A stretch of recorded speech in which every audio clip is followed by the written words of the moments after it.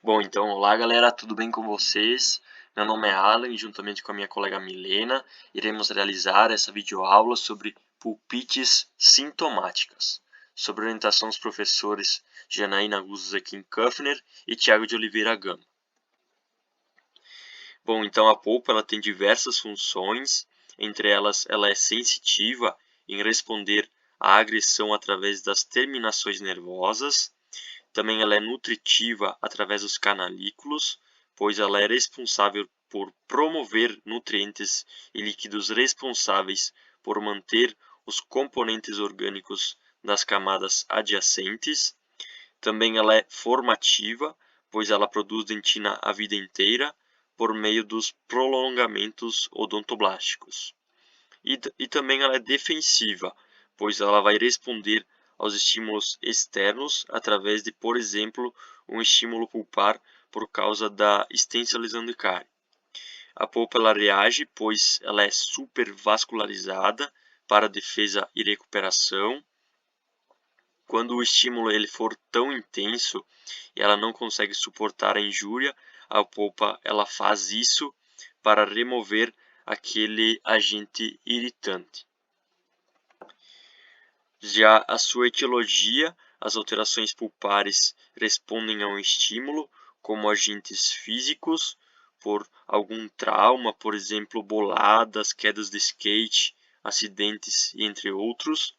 Também por procedimentos dentários, como por exemplo as iatrogenias causadas pelos profissionais, atrição ou abrasão, e também alterações barométricas, que é a diferença da pressão atmosférica entre a polpa e o ar ambiente presente na cavidade oral. Também por injúrias térmicas e grandes restaurações metálicas, como por exemplo um forramento inadequado. E também reações químicas exotérmicas dos materiais complementam os agentes físicos, como por exemplo aqueles acrílicos termo, quando começam a se aquecer. Também podem ocorrer alterações pulpares por meio dos agentes químicos, como a erosão causada pelos alimentos ácidos, materiais dentários utilizados pelo próprio profissional, como por exemplo os ácidos pelo seu uso inadequado, e os agentes biológicos ou bacterianos, onde as bactérias podem irritar a polpa por meio das toxinas, ou diretamente por extensão de cáries ou transporte via vascular, como a anacorese, que tem agressão à polpa, e também contaminação apical via bolsa periodontal. Então a polpa ela reage à agressão por meio da liberação de mediadores químicos, com histamina, bradicinina ou prostaglandina, ocorrendo uma vasodilatação, aumento do fluxo sanguíneo na região, extravasamento celular ou vascular, e também ocasionalmente um edema na região. Então a tabela que a gente formulou e vai repassar para os alunos da universidade, então observamos a presença das fases, né, da pulpite sintomática. Então observamos primeiramente a pulpite reversível ou pulpalgia hiperreativa, também a pulpite irreversível na sua fase inicial, e aqui a gente observa a pulpite reversível na sua fase tardia ou fase final. Então aqui a gente observa na pulpite irreversível ou pulpalgia hiperreativa, ao qual são sinônimos, nas manifestações subjetivas, ao qual o paciente vai relatar, né, o que ele está sentindo, né? Então ele vai ter uma dor provocada ao frio, passageira, com duração de alguns segundos, leve a moderada e ocasional e localizada. Já nas suas manifestações objetivas, ao qual a gente pode observar na inspeção intraoral, podemos visualizar uma coroa com cárie superficial ou profunda, ou até mesmo uma recidiva de cárie, porém com a cavidade pulpar fechada. Já no seu teste de vitalidade pulpar, com SPREM-20, a gente observa um teste positivo e normal. Já na percussão, pressão apical e digitação apical, esses recursos semiotécnicos eles tornam-se negativos. E a sua mobilidade ela torna-se ausente. Já nas características complementares, a gente observa que no seu aspecto radiográfico, a gente vê um periápice normal com laminadura intacta, porém a gente pode observar a presença de uma lesão de cárie ou uma recidiva de cárie. Nestes casos, a gente pode observar na radiografia também.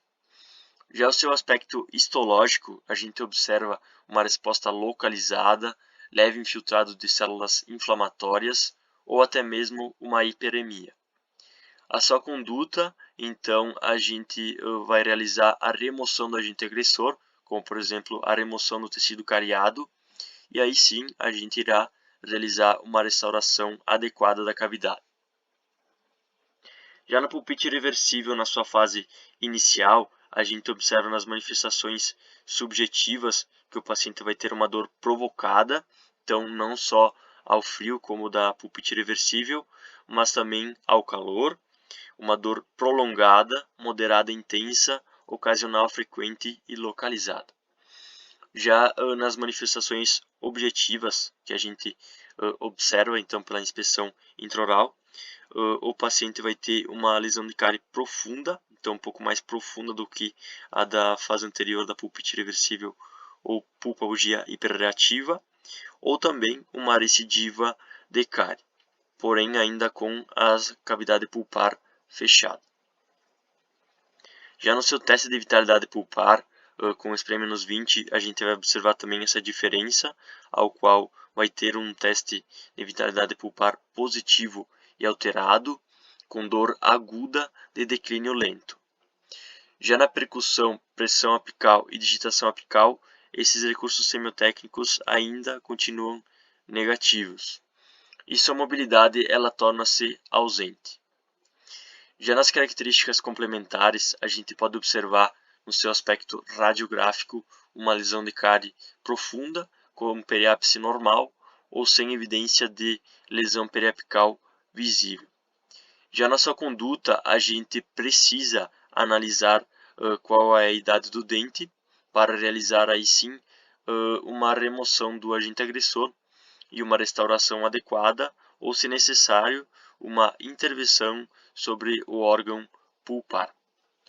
Então, aqui na fase final ou tardia da pulpite reversível, a gente vai ver que o paciente vai ter uma dor mais espontânea, contínua, intensa e difusa, e temos que levar em consideração este aspecto, ao qual ele é um pouco mais importante, vamos dizer assim, para diferenciar desses outros diagnósticos falados anteriormente, que seria quando o frio ele causa um alívio da dor.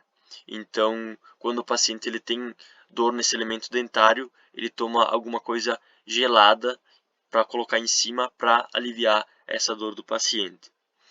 Já nas suas manifestações objetivas, a gente pode observar a mesma coisa da pulpite reversível da fase inicial.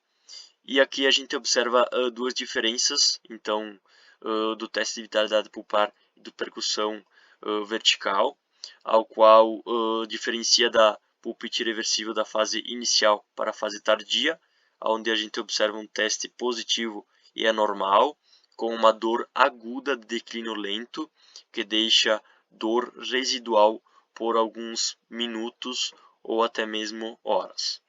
Já na sua percussão vertical, a gente observa um teste positivo no seu estágio final.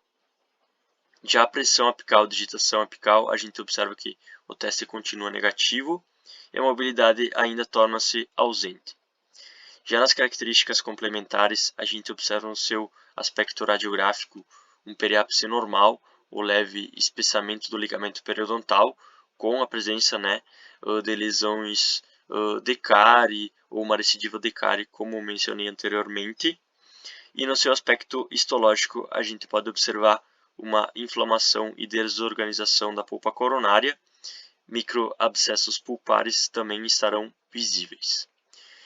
E na conduta, a gente irá realizar a pulpotomia, que seria a remoção de toda a polpa coronária, mantendo-se a integridade da polpa radicular, ou senão a gente irá realizar o tratamento endodôntico radical pela biopulpectomia. Então a gente utilizou essas 3 referências. Então era isso aí. Muito obrigado pela atenção de todos. Espero ter ajudado e até o próximo vídeo.